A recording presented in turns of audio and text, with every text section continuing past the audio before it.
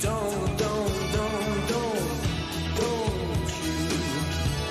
forget about me as you walk on by.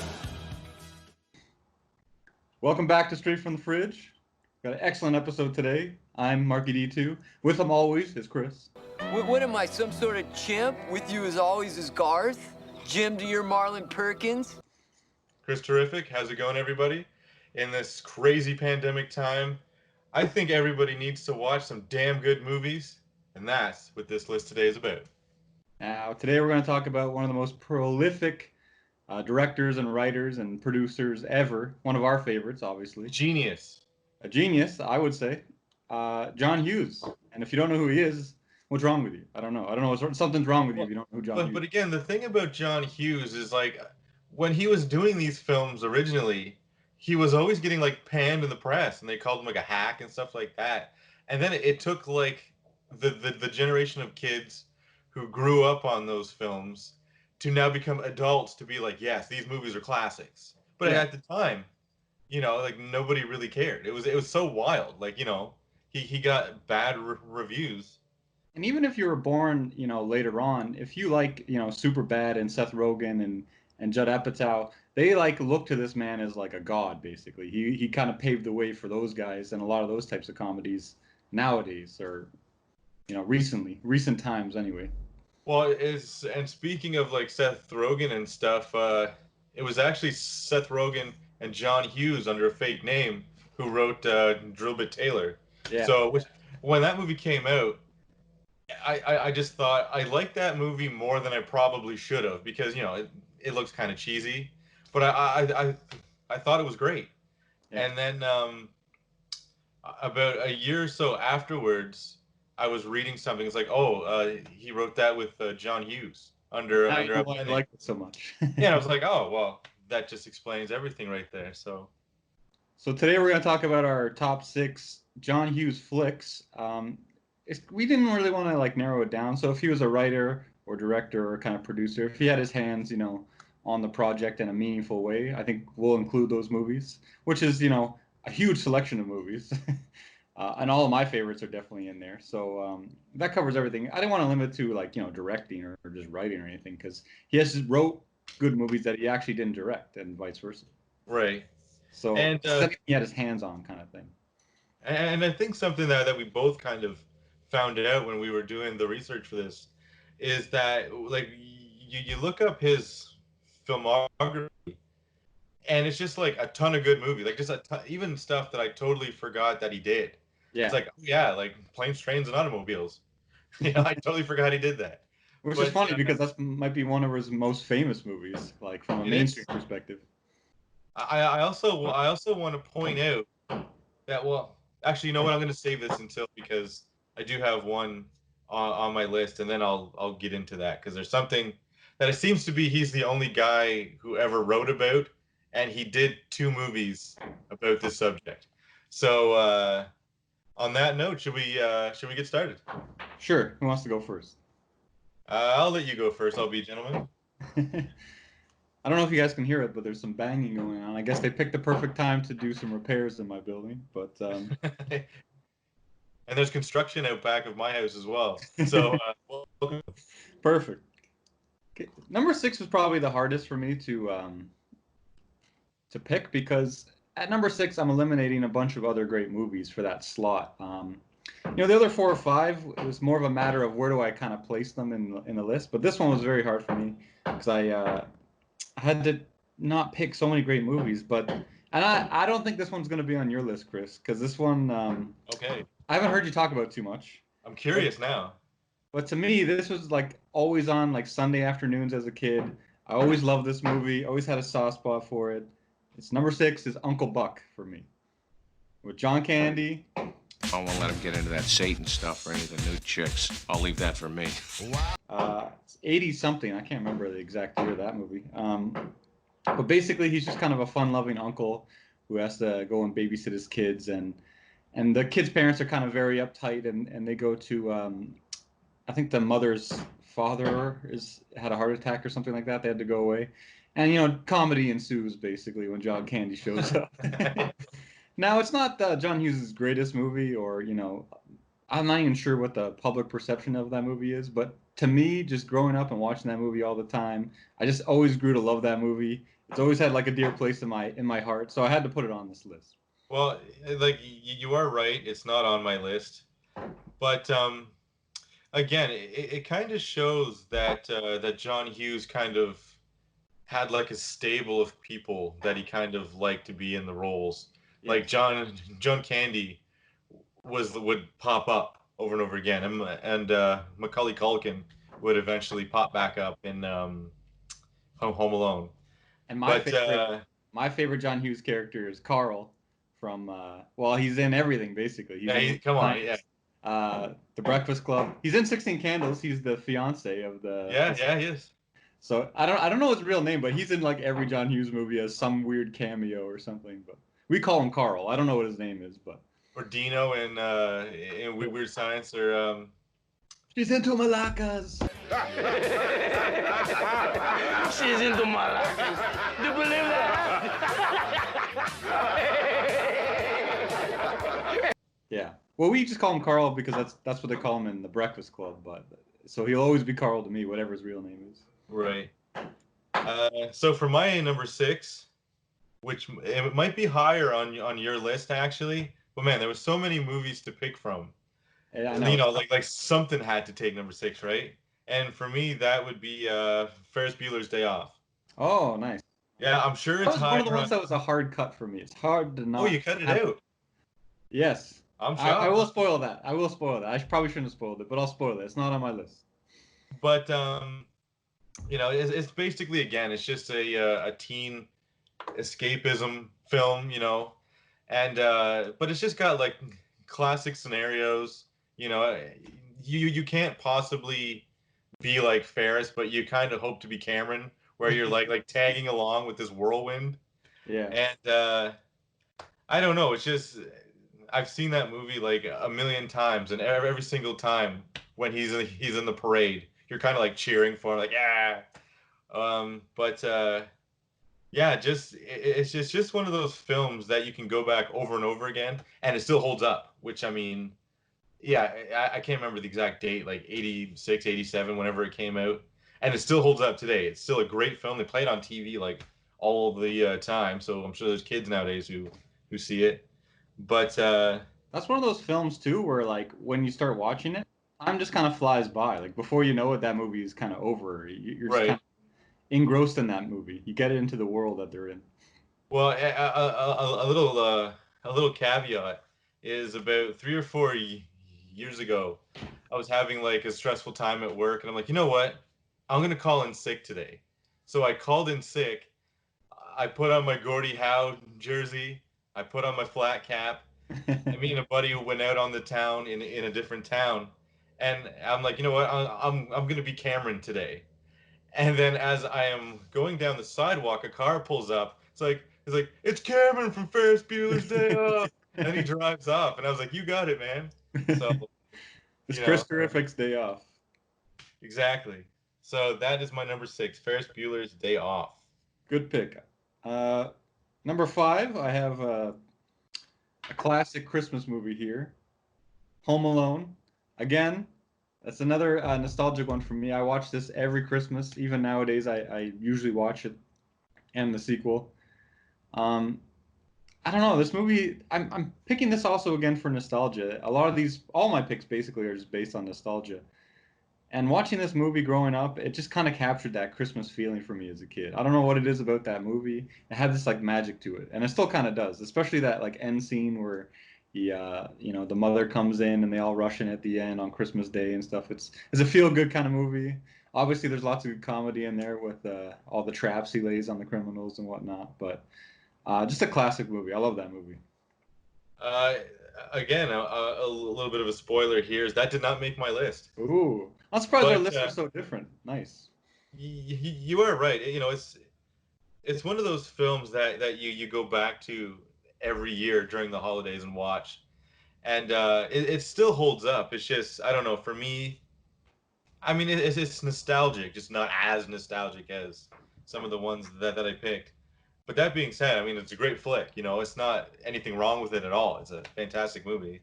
It's funny because even the ones that aren't on our list, it's like I can totally see why it's on your list, or like I kind of feel bad not having it on my list or something like that. You know, like Right. there's so many great flicks that he did and had his hands on. It's just so hard to narrow it down. Well, that's what I was saying. Like, it seems like while making this list 6 movies, I cut away like at least 6 more movies. Like, maybe we should do a part 2 because there's so many movies that I left on the cutting floor, and there's nothing wrong with them. Like, I Yeah. love those movies. You Yeah. know? In my notes, I actually have for the number 6 spot. There's literally like 5 or 6 movies that I have on that spot, and I just kind of had to pick one. Right. So, Uh, what's your number 5? my number 5, I picked, and we were just speaking about this before we started filming, is 16 Candles. Oh wow, nice. It was a toss up between this one and Pretty in Pink. Similar stories, but not the same. But I just feel like 16 Candles is just the more comedic movie. I feel like Pretty in Pink's a little bit more dramatic, Yeah. and I mean it's good. Again, it's one of those movies that could make the alternate 6 films. But man, the Donger is hilarious.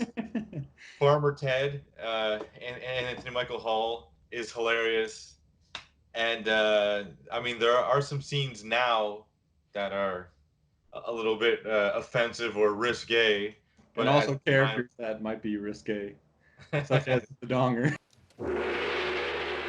What's happening, hot stuff? Donger. Um, but just overall, it's just a funny, good film. It's got a lot of good scenes. The ending part with Anthony Michael Hall, again a little bit risque, dare we say, but overall it's just like a great like teen flick, which is basically the bread and butter of John Hughes. He did branch out, but I mean, let's be honest here. The teen movie is uh, is his domain, which he ruled amazingly. So my number 5 is 16 Candles.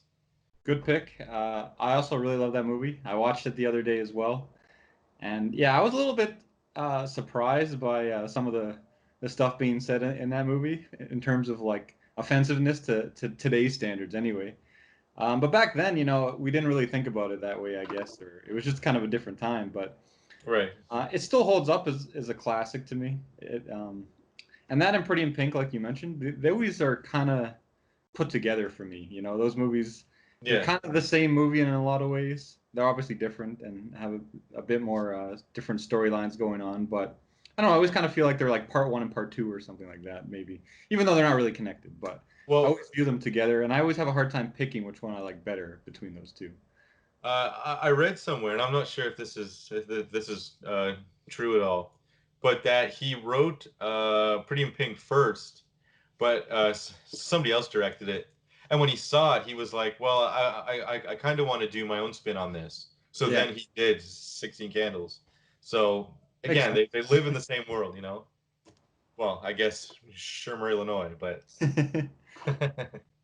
Number 4, okay. I'll tip my hat a little bit. It is another Christmas movie. I'm sure you can guess what it is.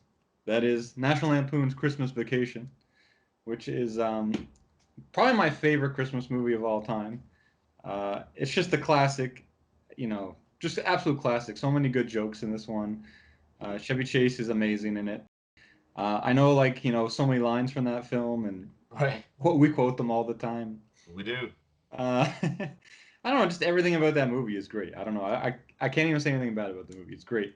It's a little weird ranking these Christmas movies. It almost seems like they kind of have to be in their own little world. But if I'm gonna rate these movies on how much I like them, I gotta throw in that movie for sure. Well, I'm gonna cut in here because my number 4 is also National Lampoon's Christmas Oh, Vacation. nice. And again, it's just extremely quotable. I mean, the characters are great, and to be honest, the reason that it's up there is the fact that like I do watch it every Christmas, but I can watch it like if I'm feeling like bummed out. Occasionally, Yeah. I'll just put it on. Like it'll be like July, and I'll watch the movie. You know, like there's so many funny, lighthearted parts, but at the same time, it kind of has that like family feeling. You know, Yeah. and this is also, I want to point out, I believe the only National Lampoon family movie that takes place in the Griswold home. Every Oh, other one is they go somewhere. well, they're always on vacation. Exactly. So this one here, you actually get a little bit of an in-depth look at their family, and you learn that Clark is a scientist, etc., etc. But You know what yeah, my again, favorite part of that movie is, or one of my favorite parts? it's, uh, One of my favorite parts of this movie, it's a very small, subtle thing, but it's when he's walking by the post for the stairs and he sees that it's loose and he just cuts it off with the chainsaw, and it's just like I feel like I've been it's the null post. I just feel like I've been there where you're kind of just so fed up with everything, and it's like you're just gonna solve that problem with just chopping it off with a chainsaw. it, You know? it, It's it's just also this. It's also one of my favorite parts in this as well is when I can't remember if it's when he has the chainsaw or when he's having the eggnog, but his father-in-law comes over to him, and he's like, "Don't piss me off, Art." And he's got like this crazy glass-eyed stare. yeah. But He has some good like passive aggressive lines in there, which is like if you're around family too much, you kind of understand like where he's coming from. He's just kind of getting frustrated with family, and I don't know. can I drive you out to the middle of nowhere and Leave leave you you for for dead. dead? Exactly, exactly. But I mean, it's just such a great film. Although all like the whole thing is just amazing, and there is a sequel, which the less we say about, the better. I don't think John Hughes had anything to do with it, No, I don't think so. but yeah, like this movie is just if in the holidays we do like a top whatever number holiday films, man, like this is a contender for number one for me, and I'm sure Oh, for pretty sure. much everybody who watches this. But my number four also is National Lampoon's Christmas Vacation. Okay, we'll skip to number 3 for me since that's Okay. also your 4. Oh man, these are some good films we're getting into now. I Top know, I know. We're starting to get into like just like stone classics, you know? Number 3 for me, and I watched this movie not too long ago. It's Dutch. It's a great movie. I agree. Fantastic movie. Uh, I don't know. I love this movie. I always have. Me, you, and your dad used to watch this movie all the time. I Did. have like very vivid memories of the three of us watching this. Um, I don't know. It's a great movie. It's basically planes, trains, and automobiles with a kid and Ed O'Neill instead of Well, John Candy and Steve Martin. But um, it's just there's so many great lines and so much great comedy. I love Ed O'Neill too. Ed O'Neill's hilarious. He's a great actor. Uh, the kid in that is like, even to this day, I hate that kid. Like when you first meet him, he's just such like an arrogant douche little rich kid. Like you just hate him. Like he went uh, on to stardom. It's Ethan Embry, man. yeah. He also was the bass player in That Thing You Do. He was. Yeah, he was also in the TV show Freaky Links. He's in Empire Records. Yeah, he's in a lot of different stuff actually. I like him as an actor, but like it just shows how good of an actor he is. Yeah, That like he's such a dick. Like you hate him in that movie, you know? but he also even in the movie he kind of turns it around, and you kind of like him more towards the end, obviously, when he kind of comes around a little bit. But there's so many great like coming of age like dad son moments, I guess you could say, Right. with these two characters. We always used to quote, the "Don't be crazy, Pete. Don't be crazy." You don't have to shoot him. You don't have to shoot him, Pete. The kid is crazy. Don't be crazy, Pete. Don't be crazy, Pete. Tell the voices that you just killed somebody. Yeah, Still do. We'll still throw that out there fairly often. There's so many great moments. The fireworks show was pretty cool. Your dad used to get a kick out of that, if I remember. Oh yeah. So many great moments in that movie. I will not talk about this movie because it is higher on my list. Okay. And one thing I do want to say, if you actually look online, this movie is like panned by everybody. It's like I didn't realize that people hated this movie till recently, but I looked online. It has like 14% on Rotten Tomatoes. Everyone like shits on Dutch. And I couldn't believe it because I'm like, man, me and you grew up, loving this movie. I still love it. I watched it last week. I still loved it as much as I did back in the day. So I You don't know, I don't know.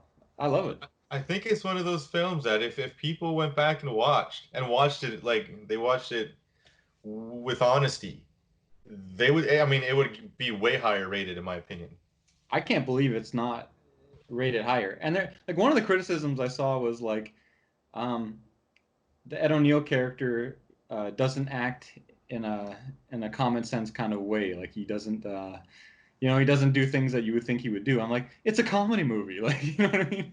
Like, Well, like Jeff Spicoli doesn't exactly act like a normal person, but it doesn't stop Fast Times from being a good movie. I'm like, what kind of standards are we holding to a John Hughes comedy movie from like, you know, Yeah, I think it's from late like 80s or 1970. something? So I don't know. I thought that criticism was kind of weak, but it's a great movie. If you haven't seen it, don't listen to the critics. I think you'll like it. It's a great movie. So It's go out fantastic. My number three, which again I'm assuming it's higher on your list, is The Breakfast Club. Yeah, just pause it. At the end of this video, we should pause both of us. Oh, we're definitely doing that. But I mean, it's just impossible to not relate to one of these characters, if not different traits of all of them. I'm just And gonna say it now. This is my number two. So we'll group ours together here. okay, Your okay. three, my two. Um, it's just like the scenarios are great. It's honest, like the kids kind of don't really know what's going on in their lives. I really do wish that there's a sequel. I know it would probably be terrible and it just wouldn't work, but like you kind of want to see like where they go because everybody just seems lost, and like Anthony Michael Hall, this smart kid, is just starting to become unraveled a little bit. Um, and again, I think it's an honest look at like the principal kind of being a dick on these kids who are trying to find themselves, Yeah. and and he's just fed up with it, and he has a conversation with Carl, the janitor we talked about in the movie, and he's like, I don't know where I lost these kids.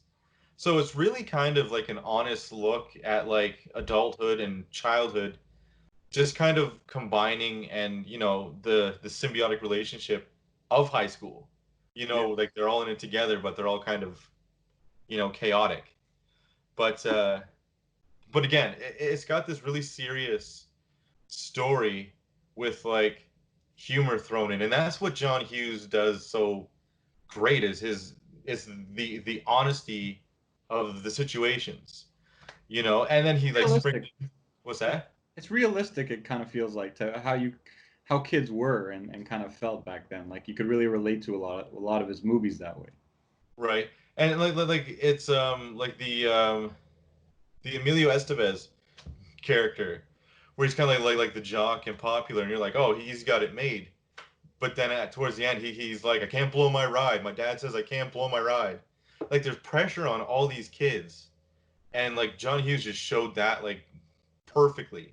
And yes, That's there is exactly like what I was gonna say. Because you were kind of alluding to it, and you kind of sounded at the end, but that's exactly what I was gonna say. You have these five kids from different backgrounds, and it seems kind of cheesy at the start, where it's like, okay, you got the jock and the nerd and the popular girl and the goth chick. It seems kind of cheesy, but then they go so like in depth with those characters and all the different pressures that they face and what makes them them. They're like, the nerdy kid is a smart nerdy kid because his parents have put pressure on him to get good grades, and he's trying to live up to that right, expectation. The jock has the same expectation, but with sports, and he can't ease up on trying to be the best at the sports because he has those pressures.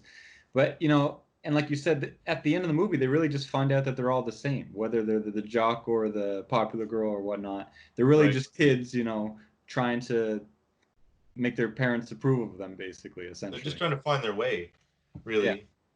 So it's But very cool, like how he crafted that movie, and he took a cheesy idea to me on the surface of putting these like five generic, or not generic, but these five obvious characters from a high school, right, and he tropes. really, yeah, and he really made something like deep and cool and also funny. Obviously there's a lot of great comedy, and we always quote the "Monet really pumps my nads" line by Bender. Right. Or the boys got marijuana. Boy has marijuana. That was marijuana. Shut up, Dick. Do you approve of this? And we may or may not have made a movie called Not the Breakfast Club, which was a 5-minute version of the Breakfast Club. Which you may or may not see at some point on this channel, but yeah, just like the more I speak about it now, the more I'm like, maybe it should have been higher. Maybe it should have been up a little bit more, you know? You know what's kind of funny with this film though is it's like it's one of those movies that we love and everything, but everyone seems to get. Like people didn't get Dutch, but everyone gets The Breakfast Club, and most people Right. put it pretty high up on the list. Now this probably honestly would have been number one for me if it wasn't for a particular movie that we'll get to, which is I'm assuming is probably your number one as well. Um, but yeah, that's The Breakfast Club. Great movie. I love it. John Bender's an amazing character. Me and you know, quoted him and what was that line with the? It's like, what did you get for Christmas last year? I got a pack of smokes or something like that. And I got a carton of cigarettes. Smoke them up, Johnny. I don't know why. Which- Yeah, it's not really a Smoke 'em comedy. up, Johnny is still something I say when I give people a gift. So You know, I should rewatch that movie because it's been, you know, a long, long time since I've seen that movie. But you know, I still love that movie to death. It's a great movie. you know, honestly, it's probably John Hughes's best. But then I think that personal Yeah. taste or whatever it dictates the rest of the list. So that was your number two. Yeah. So my number two, as I said earlier, is Dutch, and I'm actually shocked that it got such a horrible review. I didn't look it up on like Rotten Tomatoes or anything, Yeah, I didn't know until but recently. it's just such a funny, good movie. I'm shocked that people are like, oh, the situations are a little outlandish. Of course they are. Like Ghostbusters is outlandish. You know, Indiana Jones is outlandish. I mean, come on.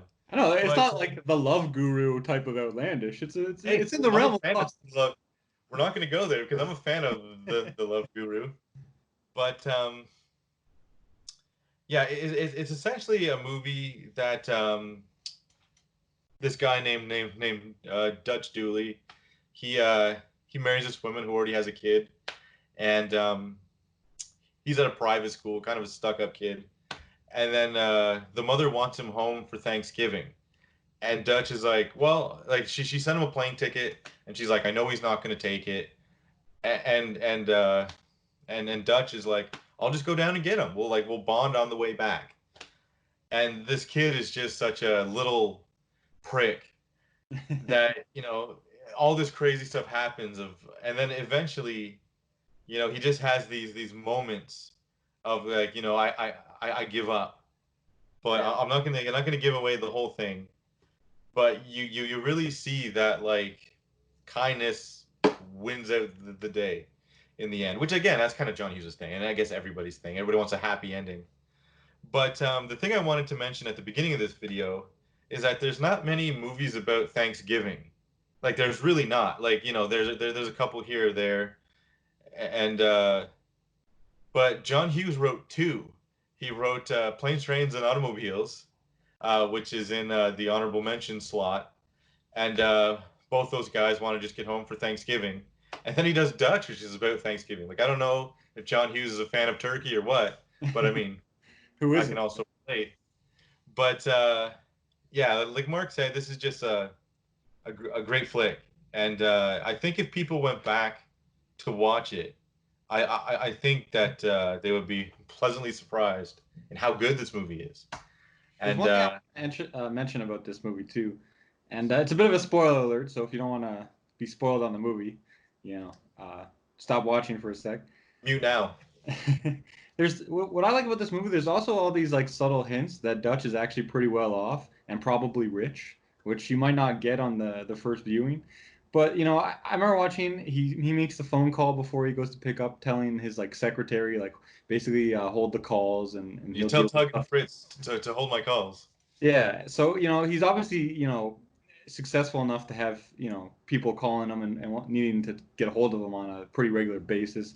He has that business card he gives that poor family at the end, and he says, show up to the office on Monday, we'll find something for you. So obviously he's got some power going on. Well, He has, I want to cut in here because I think you've forgotten is that on the way back home for Thanksgiving, they see a billboard Right. that Yeah. says like Dutch Dooley. So he's in real estate. He builds buildings or something. So What I he is like it quite though, well. that's all very subtle because in the movie they kind of portray him as this working class guy when Right. really he is a rich guy who never lost his working class roots is kind of what I saw. But and he wants to teach. I think that's why he doesn't come out and tell the kid how successful he is because he's trying to show the kid, um, you have to have these working class kind of roots, and he worked hard to get where he is, and he has these certain values that he's trying to show the kid. And the kid is just, the snobby rich kid who thinks he's just gonna get through He's life above on everybody daddy's money. else. Yeah. Well, like there's also a scene where the kid's kind of bragging about the position that his father has, and then he asked Dutch what his father did, and he said his dad was a bricklayer, and his mom worked in a hotel laundry. So he really did come from that kind of like grassroots kind of blue collar thing. Even though he is rich now, I Yeah. mean, but again, I think the thing that's so relatable about Dutch as a character is the fact that he's like all of us. Like like he stops at like a gas station and buys like a bunch of pepperoni sticks. You know what I mean? And or he stops and buys fireworks, and like he's an ass. But I mean, we're Yeah. all asses. You know what I mean? Yeah. But yeah, and it also holds a nostalgic piece of my childhood because back when I was a kid, not many people owned a lot of movies, but my parents owned Dutch, so we Yeah. would watch it over and over again. But How do people not like this movie? I don't understand. I don't get it. yeah, you know what? We should stop the video. I want to make this my number one, just to piss people off. Well, we might piss off some people with our number one. Uh, I'm just gonna say it. I'm pretty sure it's your number one, but it's Weird Science. It's weird science, Now, Weird Science is an absolute masterpiece of a film. It's masterpiece.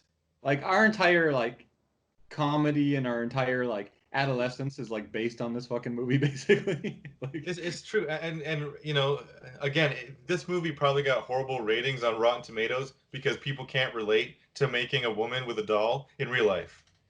yeah, and I've literally seen this movie like hundreds of times. Like, I can't. I'm not even joking. Like, I've probably seen it hundreds of times. I love this movie.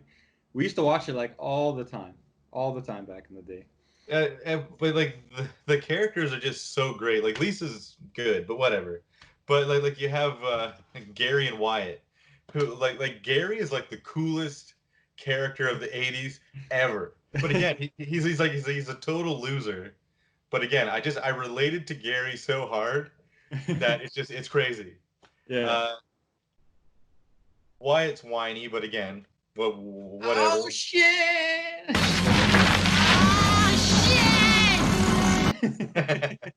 He's always saying "oh shit," but then you have like Chet, who like Bill Paxton, R.I.P. But it's just so insane. Like the greatest part is when at the end of the movie when Bill Paxton's going from room to room and he blows the door handle off with a shotgun. Yeah. It's insane. But It's like snowing in the bedroom. and there's like a missile coming up through the house. A missile, Gary. A missile! A missile! A missile in my house, Gary! A missile in my house. Like, I think we could take a camera and I think me and you could reshoot this movie like line for line without a script. Like, I think we could probably pull it off. Drink it. There's so many great lines that and like I said, we based our whole life on this movie basically. Like, we quote this thing all the time. It's funny because there's very few movies where like almost every single line is like a quotable thing, except for maybe like Spinal Tap, and this movie's in there. You know what I mean? Like, Yeah. there's you die. She walks out of here with a severe limp. You know what I mean? Take your hussies home. Your parents are worried sick. I want to get to the bottom of this ASAFP, but first I'd like to butter your muffin. Like, it's so good. It's just such a great, funny movie. Also, I have to believe that people enjoy this because why else would there have been like a TV spinoff? Oh, I was gonna mention this. Actually, when I was a kid, I can't remember how old, maybe like 8 or 9, probably. I used to watch the Weird Science TV show, which is was originally my introduction to that. That's like the first thing I saw, and which also is not a very good TV show. Like it's pretty bad. I've never even seen it. I've never seen it. It's pretty bad, but as a kid I liked it. And then I saw a VHS of Weird Science at the dollar store. I was like, oh, I like the show a lot. I'll try the movie, even though it had different characters. And then, yeah, I just grew to love it from there. And we wore out that VHS tape. So my entree to this story is I'm 6 years older than Mark, and me and my older brother grew up with this movie, and we thought it was great. And then we just kind of forgot about it because it's like all those movies from like the 80s that you grow up watching, you rent them when you're a kid. And then I flash forward, and Mark was like, "Have you ever heard of this movie called Weird Science?" And I'm like, "Oh yeah, it's a good flick." And then yeah, we just started to watch it again and again. It was just one of those movies that we would watch over and over and over and over again. Man, it's probably John Hughes at his funniest, dare I say. I'm sure the comments are going to be like, "Oh, like National Lampoon's Christmas is his funniest." You're wrong. It is Weird Science. Like every scene is like amazing in Weird Science. Like every scene has these quotes that are just hilarious. Like the whole bar scene is like amazing. It's like one of the funniest scenes in like movie history to me. Oh, when Wyatt goes into the bathroom and he sits on that guy's lap.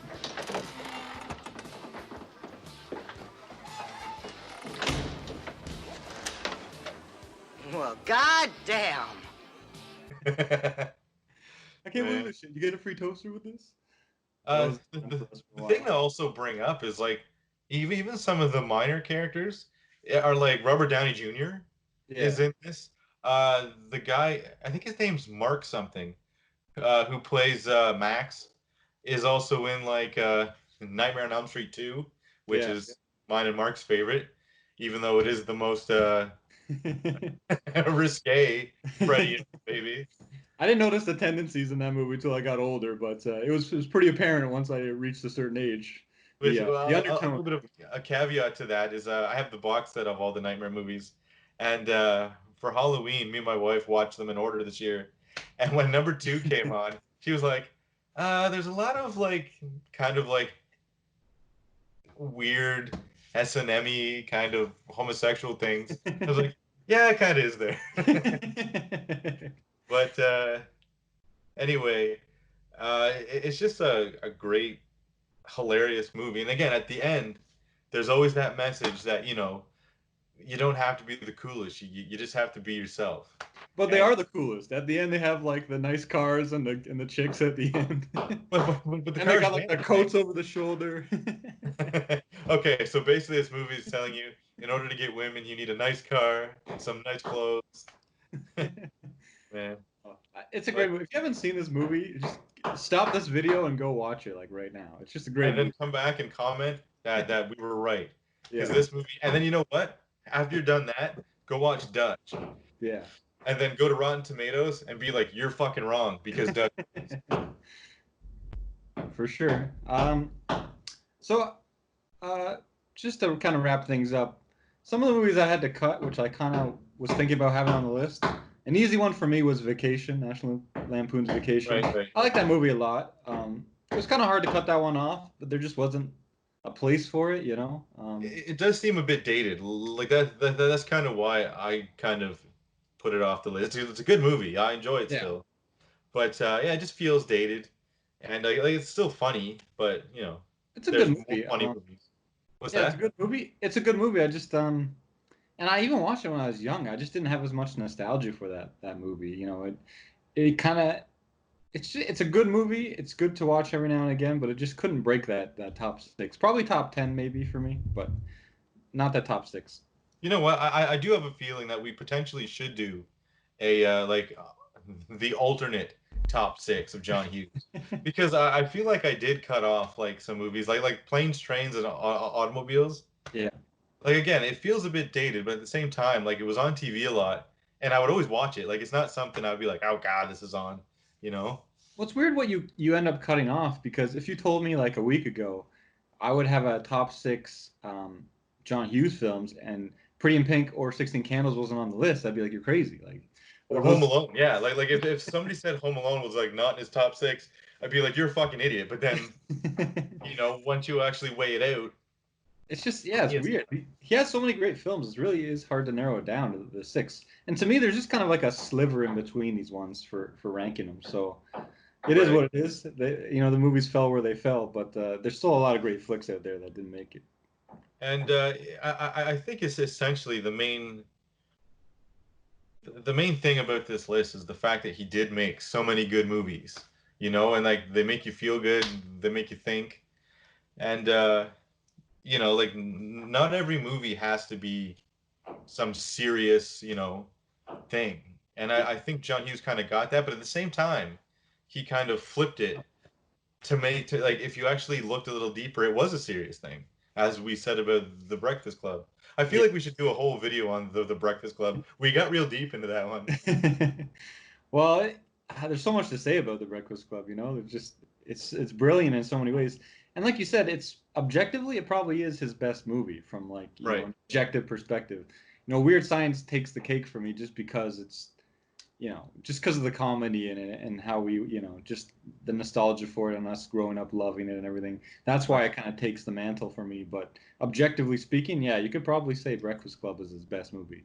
Even Planes, Trains, and Automobiles. Great flick. It's not even on both of our lists. Yeah. And most people would probably put that as his number one, maybe number two movie. So. Well, it's certainly one of his most popular films. Anyway, I mean, it was on TV, or like Ferris Bueller. Yeah. Ferris Bueller is up there. That was a hard one for me to cut too. That was another one that was kind of in that bracket for sixth. Yeah, like I said, I kind of waited out, and it did come in at 6, but I mean, Home Alone could have easily been 6 as well. Yeah. Or man, like 5 or 6 other movies. So, but that's my list. Well, yeah, that wraps it up for John Hughes. We love John Hughes. Rest in peace. I wish he was still around to kind of maybe make a few more movies. Unfortunately, it's just not the case. But thanks John Hughes for all the great classics he gave us.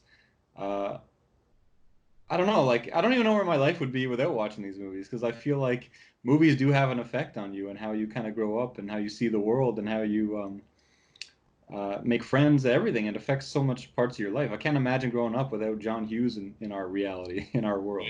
And I think that's something that a lot of people could probably relate to. Yeah. Is the fact that like what would their life be without having watched like The Breakfast Club or Ferris Bueller? All these things, these pop culture things stick in your psyche and they basically make us who we are. Yeah. And I think John Hughes, even though he was panned back in his time, had a huge hand in what makes us now, us people in our like 30s or whatever, us. He really does sum it up. And just like, I don't know, American Pie summed up our late high school years. I mean, John Hughes summed up his era. So yeah, and it's impossible to really measure how deep his influence goes for everybody and filmmakers and everything. It's really hard to see exactly how far that goes, but there's no doubt to me that he's like one of the best ever for me anyway. He's just right. He was so prolific and did so many different things in so many great movies. It's just he is amazing. He's awesome. And I had a lot of fun making this list. It was great to kind of go through the movies. I watched a couple John Hughes movies while making this list to kind of make up my mind on some things. And yeah, I don't know. It was great. It was a lot of fun. It was fun. And, I feel like the more we do these lists, the more we kind of peel back these layers of the onion that make pop culture what it is, For sure. If you enjoyed our list, please like and subscribe. And believe me, we are working on a handful of lists as we speak. Yeah, we got a lot of great ideas coming up. I wish we could do more in person. So, unfortunately, the quality of the videos will have to kind of be like the webcam stuff for now. Down the line, when the pandemic is over, hopefully we can get back together and make some more in-person stuff. But at some point, we'll have to release a DVD, and this will be like the COVID era, where we're on like the webcams. Yeah. Yeah, so thanks a lot for watching. Hopefully you enjoyed the video, and stay tuned for some more lists. Coming at you. Don't